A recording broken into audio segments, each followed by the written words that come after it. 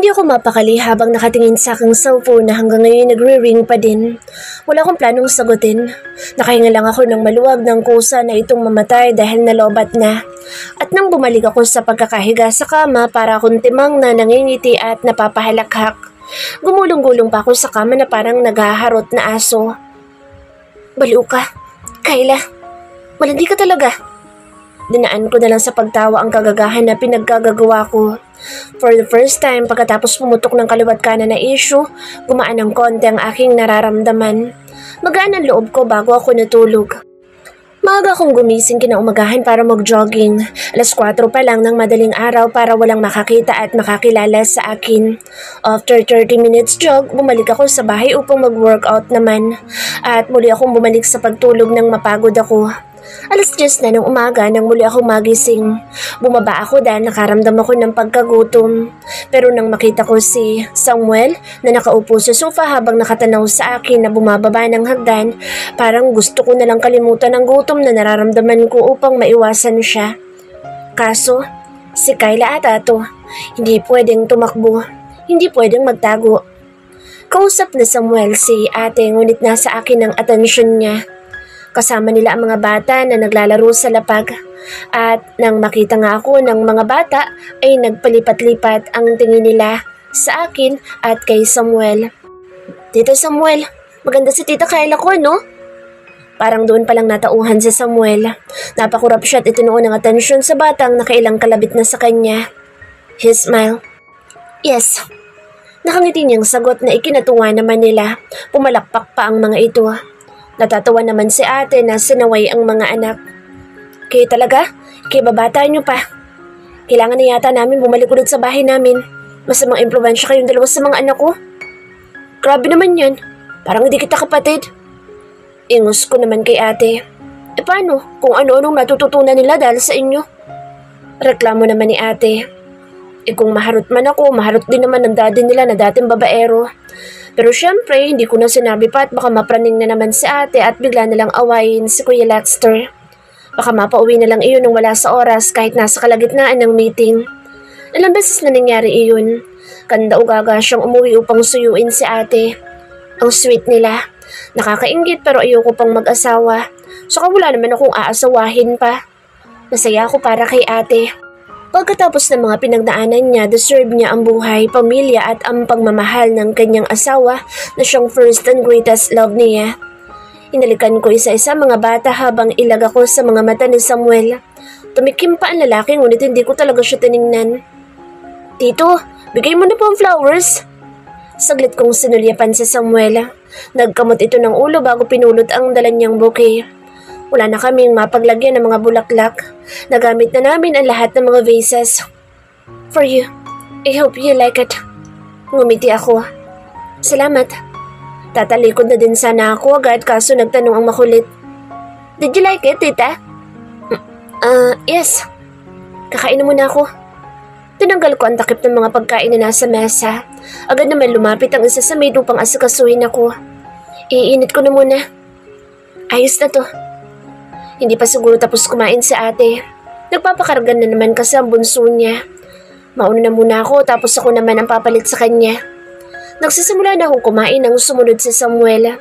Kamunti pa ako mabulunan. Mabuti na lang at nakainom ako agad ng tubig. Sumandal siya sa mesa sa bandang gilid ko. Nakatungo siya at pinagmamasdan ako. Naasawa naman ako kaya tiningala ko siya at sinimangutan.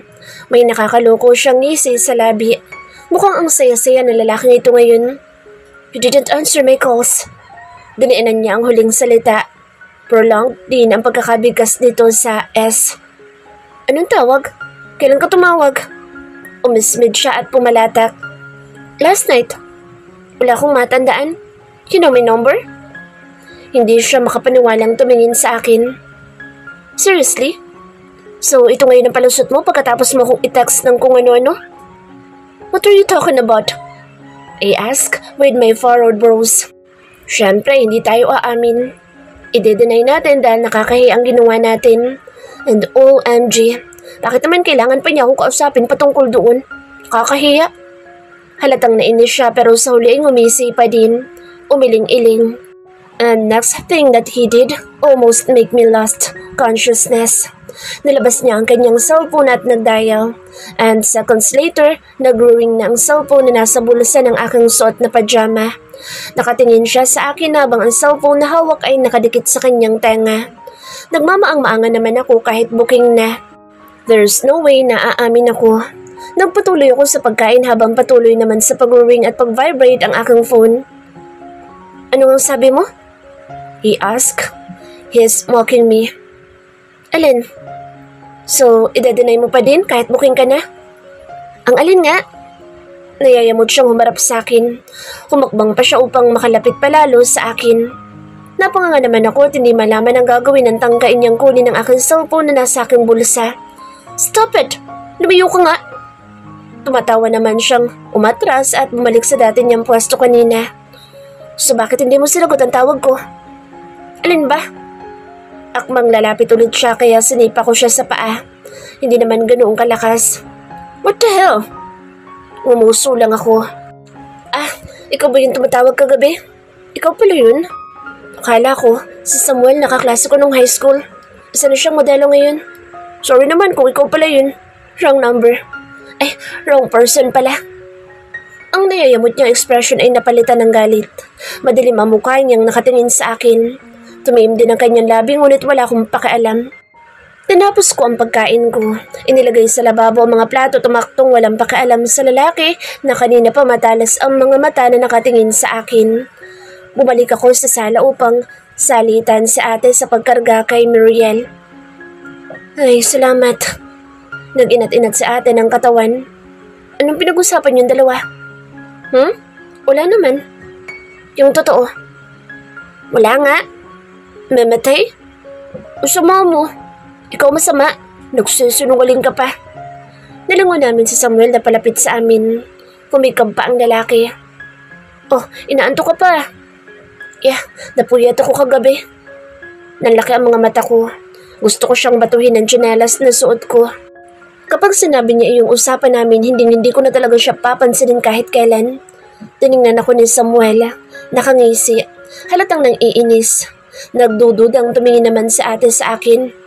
Huwag marupok. Sabi niya sa akin. Ikaw din. Kung babaero ka, player din to. Grabe ha? Kapatid ko ba talaga to? Tumawa lang si Samuel. Naupo siya sa tabi ko.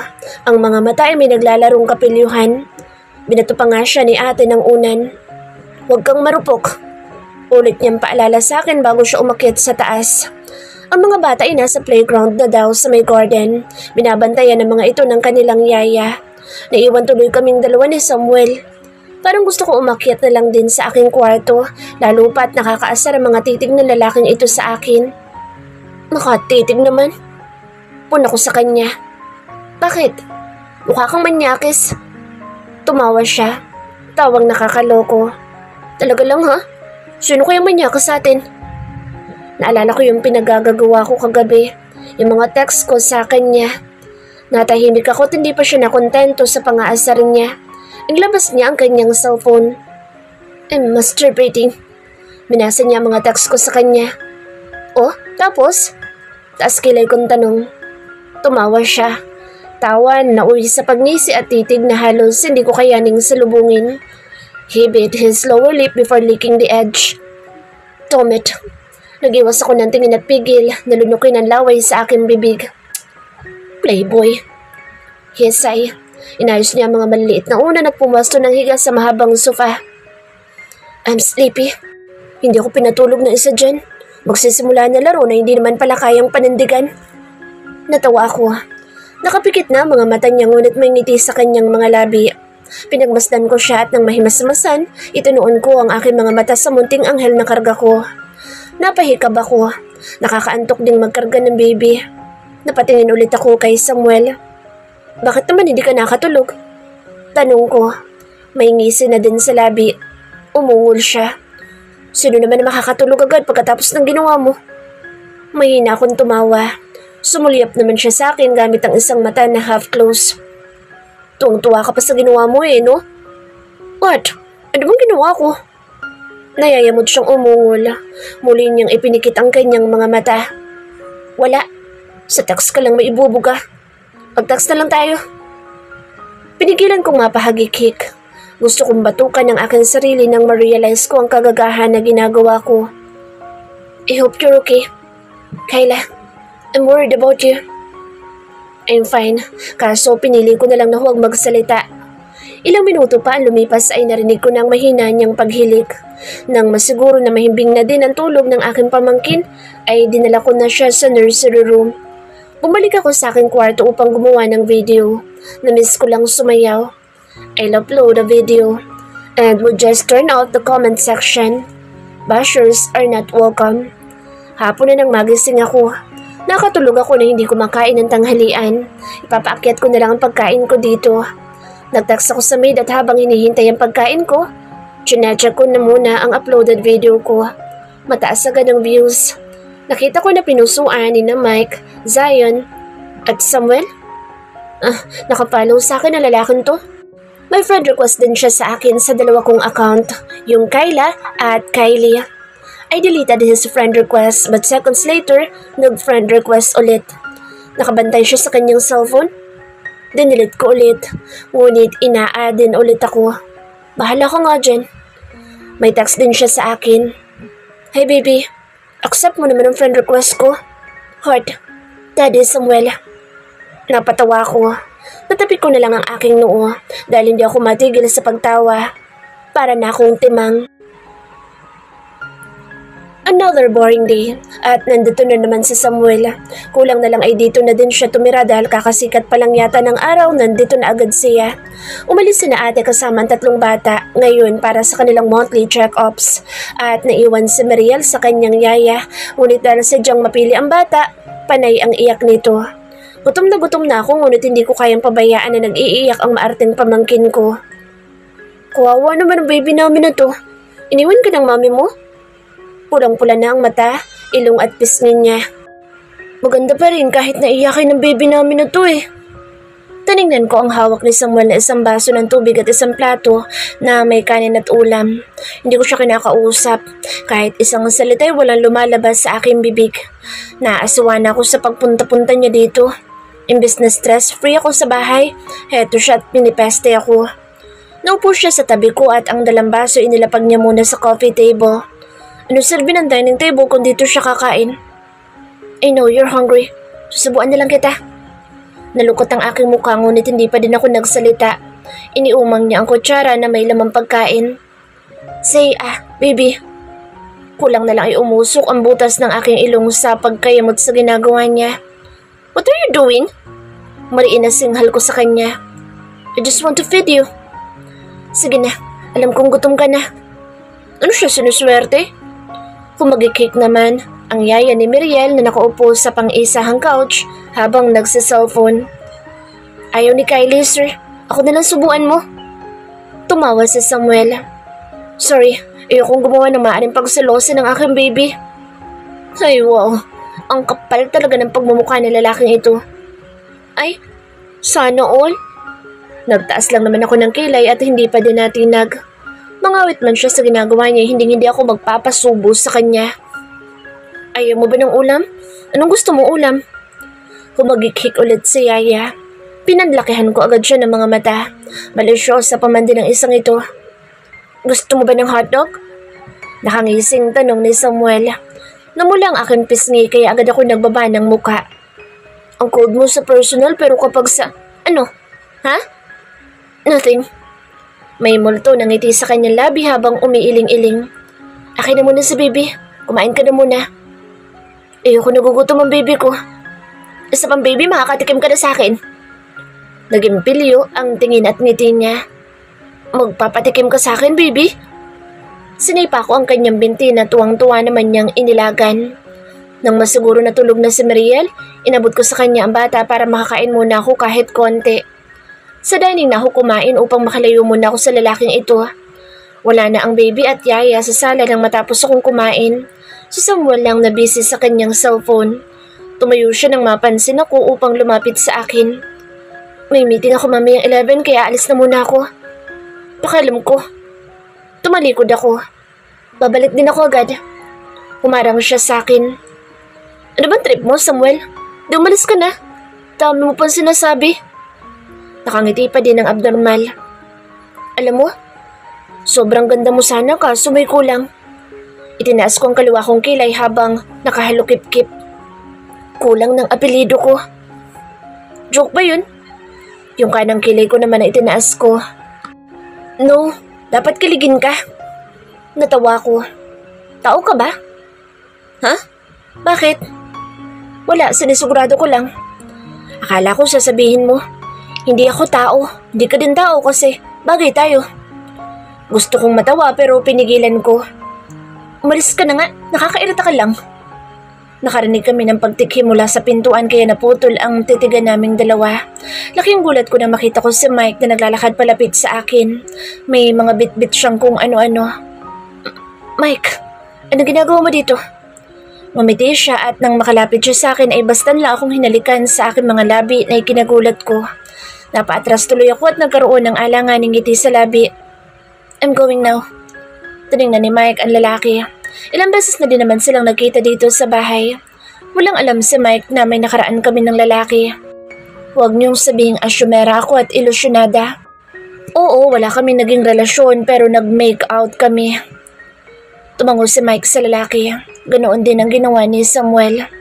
Sinundan ko siya ng tingin habang naglalakad siya paalis. Inagaw lang ni Mike ang aking atensyon nang bigla niya akong akbayan. Ano ginagawa mo dito, Mike? Bawal bang bisitahin na girlfriend ko? Teka, parang bigla nag-loading ang utak ko. Girlfriend? Mike, di ba I miss you? Hindi ako sumagot. Na-miss ko din siya. Yung tawagan namin araw-araw at day tuwing hapon. Kaso madami nang nagbago. Tiningnan ko lang ang lalaki. Hinayaan ko siyang magsalita at magkwento. Nakinig lang ako sa kanya. Ang hirap niyang kausap. Gusto ba niyang galitin lalo ang kanyang mommy? Kapag nalaman nito na nagpunta dito ang lalaki, tsak natatawagan na naman ako noon at itatext ng kung ano-ano. Mike, alam ba ng mommy mo na pinuntahan mo ako dito? Gusto kong mag-dinner tayo. Ang tigas din ang bungo talaga. Gusto mo pagpiyastahan tayo sa labas? I'll rent a penthouse. What do you think? Mike, malumanay kong tawag sa kanyang pangalan. Ang aking mga matay nakikiusap. No, Kylie. Hindi ko kaya maghiwalay tayo. Mahal na mahal kita. I've never loved someone like this. Sure ko lang naramdaman ito. Tapos dahil lang sa maliit na pagsubok, susuko ka na? Mas maganda pa din kung may peace of mind. What is love if huwag mo intindihin sa mommy? Magbabago din ang isip niya kalaunan. Hindi lang mommy mong hadlang sa atin, Mike. Buong angkan mo. They think that I'm no good for you. They're wrong. Sinasabi nila iyon dahil hindi ka nila kilala. I know you, Kyla. Hindi natapos ang pag-uusap namin dahil tumawag ang kanyang secretary. May emergency meeting daw sila in an hour. Umakyat na din ako sa aking kwarto upang magpahinga. Na-stress ako lalo dahil kina Samuel at Mike. Halos sabay pang mag-text na Samuel at Mike sa akin pagdating ng hapon ngunit hindi ako nag-reply. Magkasunod din silang nag-missed ko. Ano bang trip ng mga ito? Dahil hindi ako sumasagot, nagpunta si Samuel dito sa bahay. May dala siyang mga laruan ng bata na duda ko'y ginawa lang niyang dahilan ng pagpunta niya. Nagdududa tuloy na nakatingin ang mga kasama namin. Nang matapos ng kumain ng hapunan ng mga bata, agad silang umalis upang mapaglaruan ng mga bagong laruan nila. Tumikim si Kuya Lexter. Kung hindi ko alam na may nakaraan kayo, iisipin ko na hindi na ituloy ni Kuya Lexter ang kanyang sinasabi dahil masama siyang tiningnan ni ate. Tumawa naman si Samuel. I've moved on. Nang araw ng kasal niyo, ayos na ako. Ngumuso ko at bigla na lang nagbalik tanaw ang aking utak. Gabi ng kasal ni na ate nang akalain ko na never mind, past is past.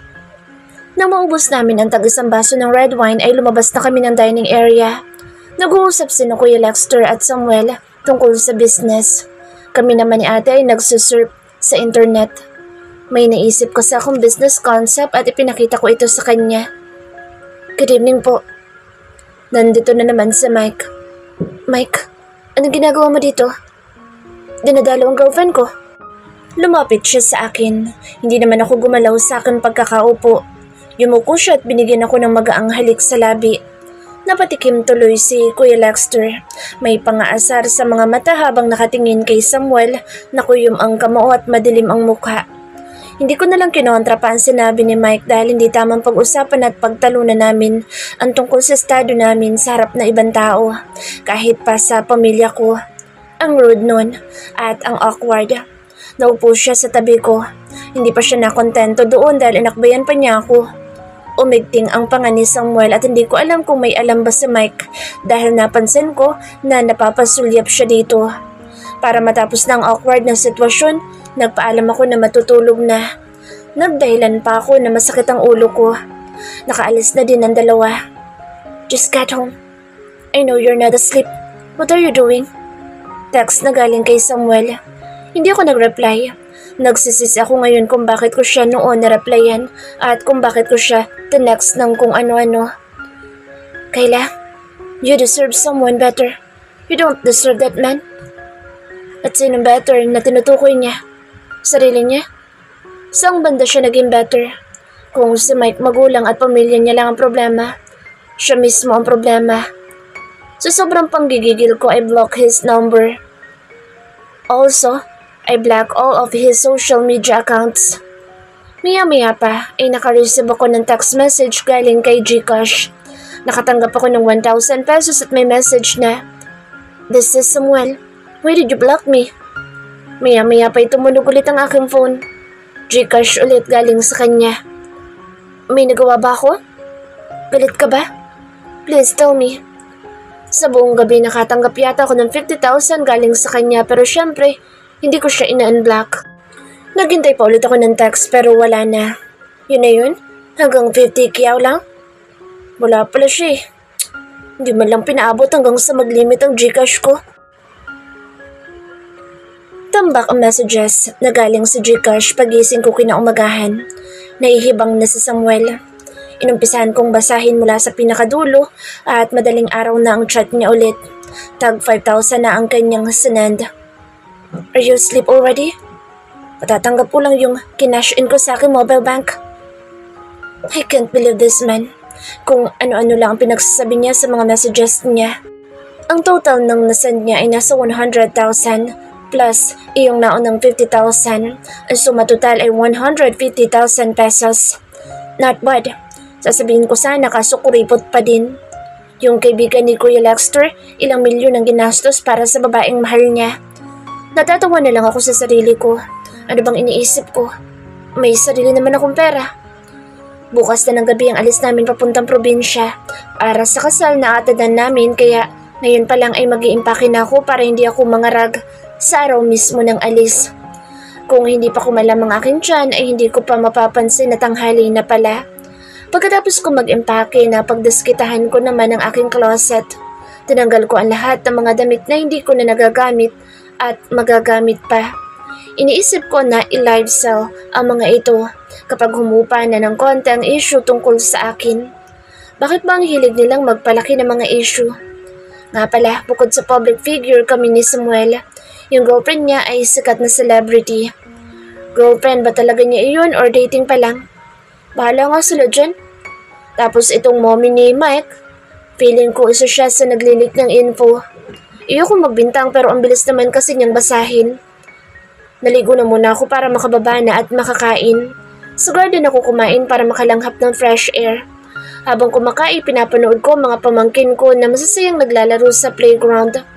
Nakakatuwa talaga sila kahit na sobrang ligalig. Hindi ko tuloy napansin ang pagdating ni Samuel dahil tutok na tutok ang mga mata ko sa mga bata na nakapila sa slide. Okay pa sila ngayon na mag-share pero mamaya lang mag-aaway-away na sila. Ay, naupo sa upuan sa akin tapat ang lalaki. Hinarangan tuloy niya ang tinitingnan ko. Nandito ka na naman? Yeah, hindi pwedeng hindi ako magpunta para hindi mo ako makalimutan. Nakalimutan na nga kita eh. Sa totoo lang, kaso bigla kang lumitaw. I almost forgot that you exist. Hard. Tamad ko lang siyang tinignan. Ayokong pag-usapan ng past pero kung gusto niya, bigyan niya ako ng maayos at katanggap-tanggap na explanation kung bakit. Bakit niya yun ginawa sa akin. At ngayon pagkatapos ng ilang taon, magbabalik siya na para bang wala siyang ginawa upang saktan ako noon. Na sa tagal ng panahon ay magpapakita siya at aastang Gusto niya ako? Napaka-imposible naman yata noon. Tama nga si ate, bawal marupok. Unblock mo na ako. Pinaalala na naman niya.